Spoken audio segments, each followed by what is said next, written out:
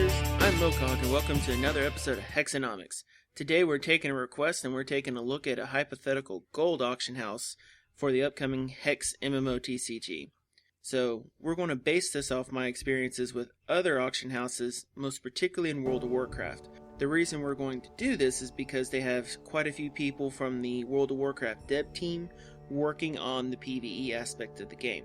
So one of the big aspects of gold in an MMO is gold is the representation of the time that you've put into a game.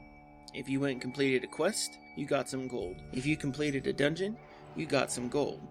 And what gold ended up translating into is it reduced the small things that you had to endure in the game. It reduced the chance of lottery drops. So if you put in a lot of time but never got the lottery drop, if you could get it on the auction house, you dropped your gold, you got the item.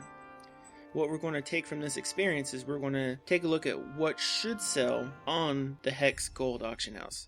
These are things that I like to call lottery items, things that are big time savers, or they're items that are required, like parts, or maybe even vanity items. So as we're going to be going through the PvE of Hex, we want to think about cards and equipment in a few categories. There's going to be vanity cards. These are things like foils, alternative arts, and full arts. And these are going to be prime and generally well limited, especially in the early phases of the game. Then we're going to have consumables. Some cards may be consumable, some equipment can be consumable. Some will just be time-saving consumables. Maybe there will be a consumable that boosts our XP for a little bit, or one that increases the drop rate from dungeons. Our other consumables will be component parts for crafting. These will probably have the most cyclical nature on a gold auction house. We also don't know the full effects of crafting yet, so that's going to play a big part of the system. And there's also keep defense.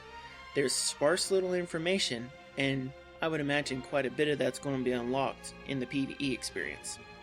But one of the biggest things we're going to see will be the lottery items. These would be legendary equipment and cards, and maybe even some of the rare cards that just have a low drop rate. One of the other things we should expect in the auction house are things like power items. These are just fantastic cards.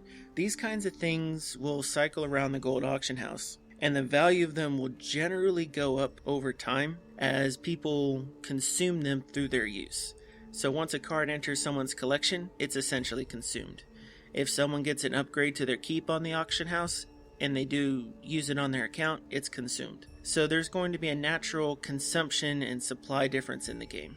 One of the other things that'll happen is that as the game expands and we bring new players in set after set, those who have hoarded up a couple of the more money-saving or more time-saving items, they're going to reap the benefits from saving a future player time.